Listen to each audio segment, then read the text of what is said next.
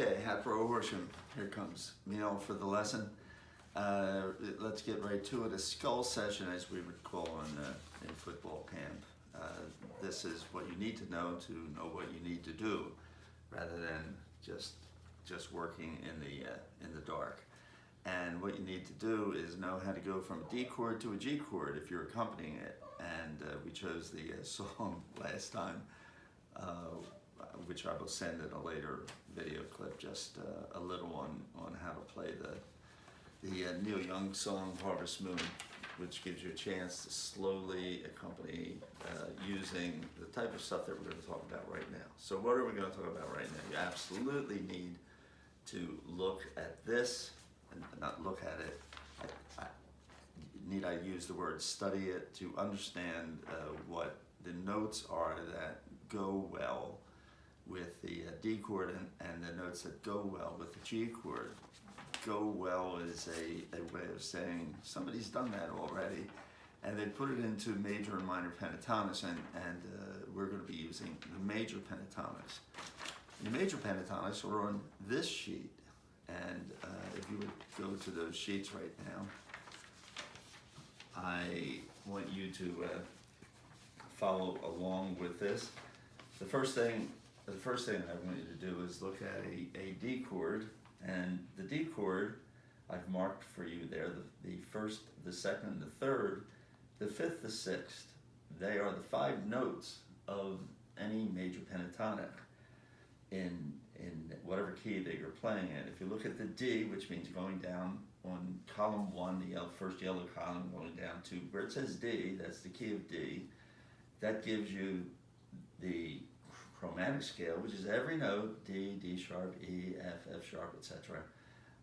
And then up on top, on the first row, you'll see 1, 2, 3, 4, 5, 6, 7, 8, and they are winnowing down that chromatic scale to selected notes that are separated by 2, 2, 1, 2, 2, 2, 1.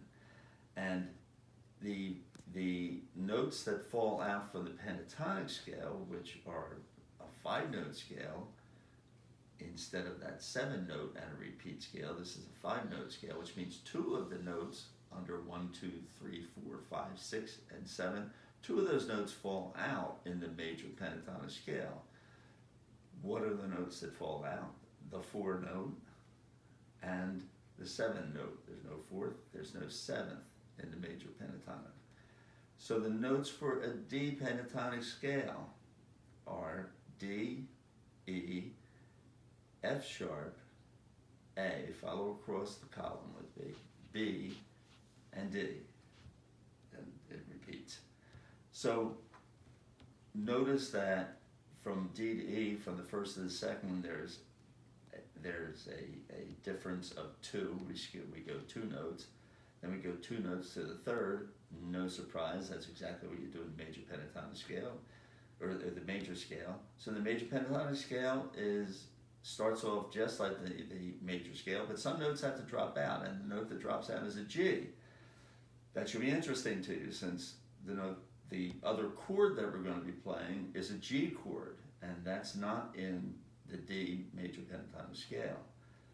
Then we go to an A, that's the 5th, and of course the first, the third, and the 5th are the notes that define what a D chord is.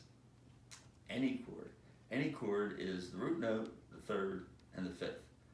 So a D chord is a D, an F sharp, and an A. They're the landing points when you are accompanying something with a D chord, and you come to the end of a phrase.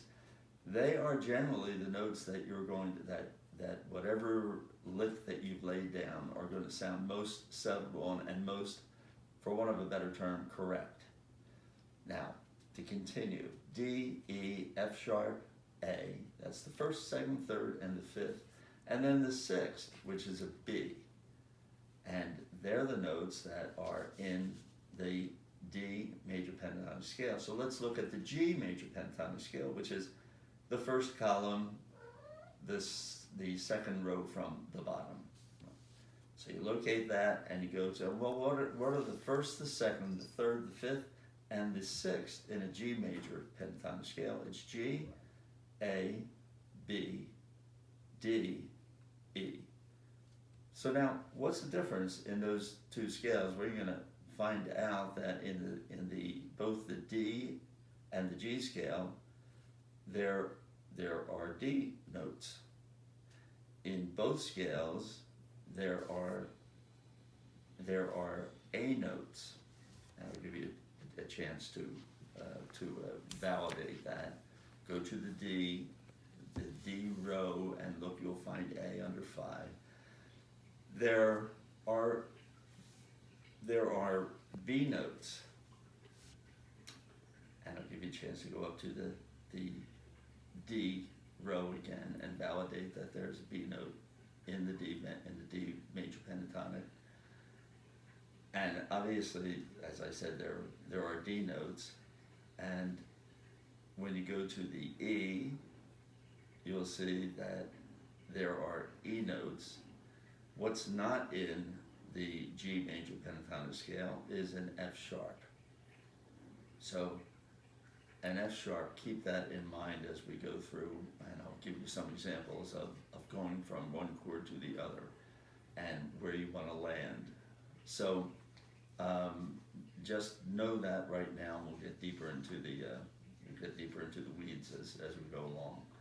All right, now I want you to look at the chord shape, what we're going to be playing. What I'm going to do is I'm just going to give you in the first three, the money position, as it's called, the first 3 frets. We're going to just do shifts from G to a D and D to a G, and what works, what sounds best, or what sounds good, excuse me, and in the G shape and the D shape. So we're going to have the G shape right on the G chord, and it's just as shown in the top left, the first row, the first column, that G chord pentatonic. That's the pentatonic for the G. It's the most popular, the most well-known shape, the easiest to play, and that is exactly what you use for a G chord shape.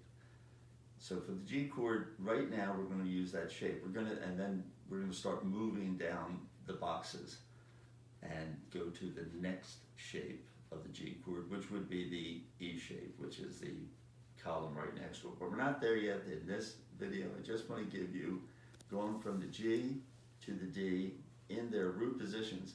That means, as they now call them, the cowboy chord formations. You know, the way that you learn the G and the way you learn the D, right in the first 3 frets. And so now what about the D chord? Well, the D chord, if you go over to the 3rd column and you see D chord shape, the D chord shape at the cowboy position in the first 3 frets is actually the second diagram that they show. And you'll note, I want you to note that you see where the 3rd is. Look at the 3rd column, the 2nd row. You see where the 3rd is in the cowboy shape. It's beyond what the guitar can handle, and what that means is it's beyond the nut on the guitar. You can't play that shape exactly, and I'm going to show that right now, but the other notes are in there. So let's take a look at both of these right now on the guitar. And so for the G shape, which is, as I said, it's the very first one on this chord shape, that starts off right here.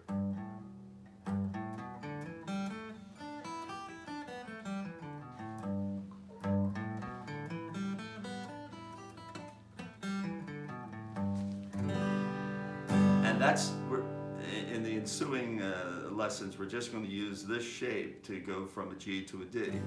So what are those? It's string 6, fret 3, start, string 2 or string 5 open, string 5, fret 2, string 4 open, string 4, fret 2, string 3 open, string 3, fret 2, string 2 open, string 2, fret 3, string 1 open, string 1, fret 3. The roots, first things that you locate, G. There's a G here at string 6, fret 3. There's a string at the string 3 open, there's a G, and string 1, fret 3, naturally, since these are in standard tuning on the same notes. So you want to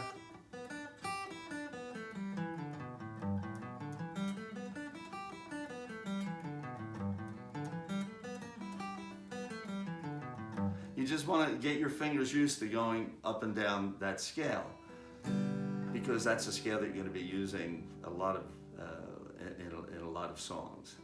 And it's that position. Note that where the one notes are, and they're the root notes, and string 3 open, that is the root note for the G, which of course you don't have to finger here, but if you were playing it for, let's say, C, it's there, is there, and here, and here. There's C notes at string 6 and 1 at fret 8. Just validate that. I'm not going to do it here. So how about the D? Well, the D, we have string 2 or string 1, fret 2. That's an F sharp. String 1 open. That's a E.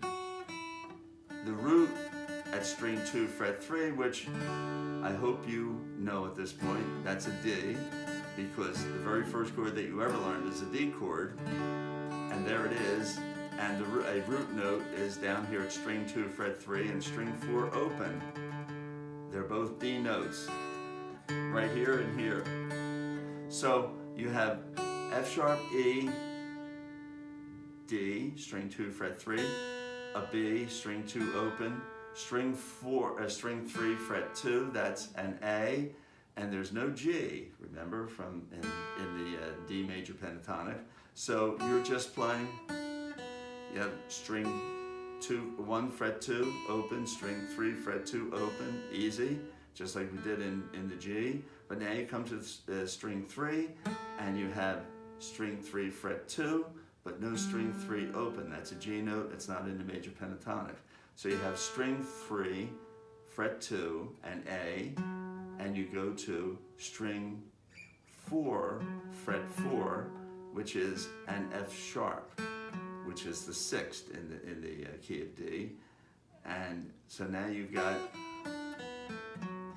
and then to an E, which is string 4, fret 2, and then string 4 open, string 5, fret 2, string 5 open, string 6, fret 2, string 6 open. There's no D, it's beyond what you can open is an E, so D would be up here somewhere where you can't play it. So what you can get from here,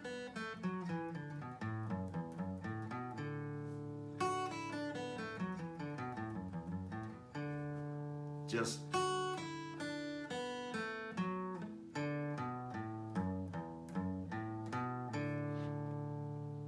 and play that slowly, and then pick up speed as you get used to it. Speed's not the important thing, the accuracy and the understanding of it are the most important things.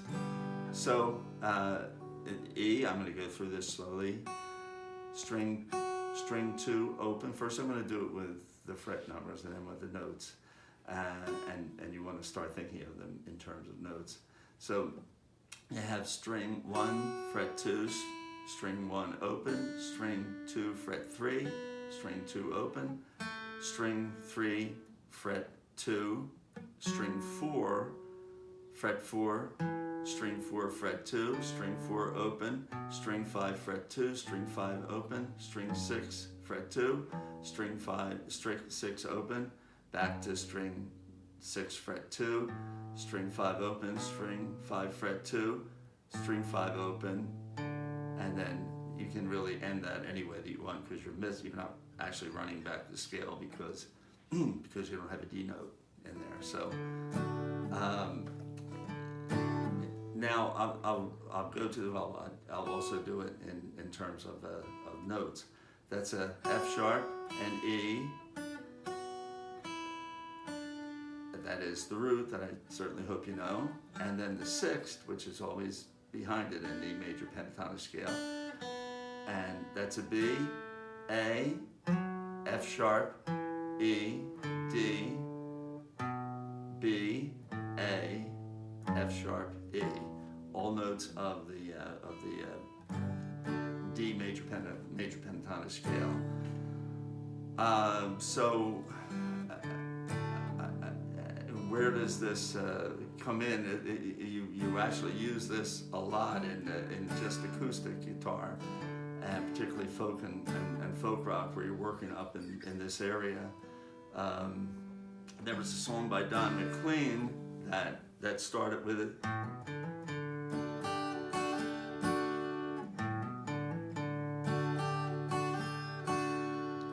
And it was called Winterwood.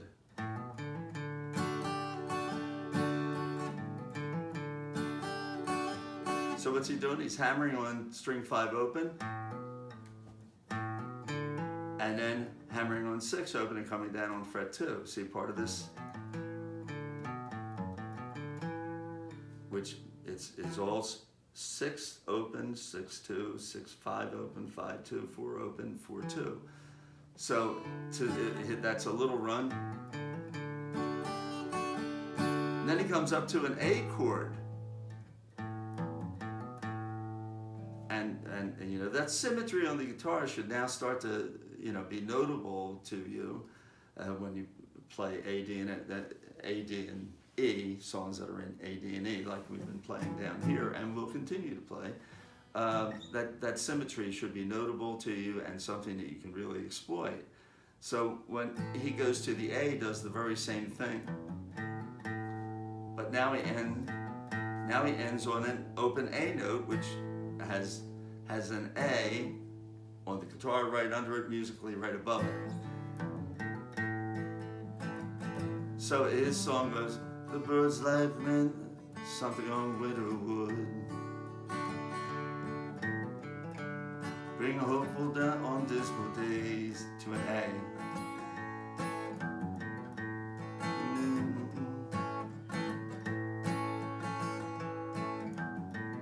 Back to that, and then he's going to a D. So he goes back to that run. So you just practice going back. Start off to an A, to a D, to an A, and just go back and forth on that to give you a little practice on something that's useful. Something that's more familiar is JT used it. He was always using little runs up here, and he did that in Handyman.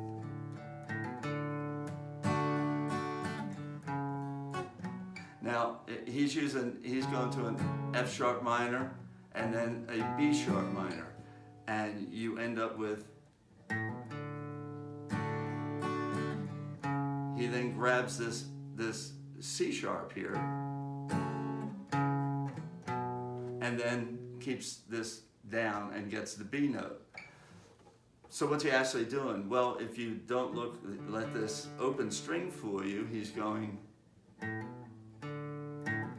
that's going to an open D. Well, that's also the D down here. So he's going, and if you made the D chord, the C-shaped D chord behind it, and then you'd have the C sharp here, and then there to the B minor.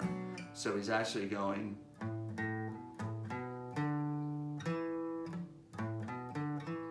if I was doing it in this shape, it's also take my breath away.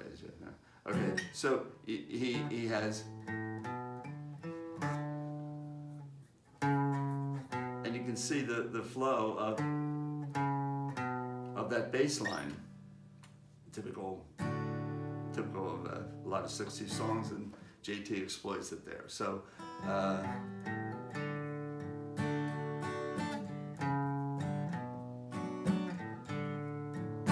so that's something else that you might play just to get a little familiar with that, even though they're not the chords that we're going to be working on, just to understand the concept and how useful that is. When you go into that D chord, that's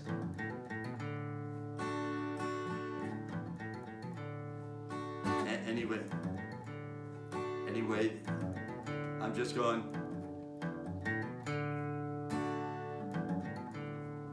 to get to that D chord. I'm going on string 6, 5, and 4, and ending up on that D bass. See, that's the important thing. Although we're going to end up on an F sharp bass in a lot of this stuff. So that's what you want to understand as we go. Understand those 5 notes of each that, and now how do we relate them going from one chord to the other? What are the combinations that will probably prove the most successful? Knowing always that in music, it's just probably there's a rule break for every rule. Actually, there's not. There's probably one for every 100. But in general, if you follow the rules that I give you, you'll be able to make nice transitions from one to the other, and you'll be able to start jamming with.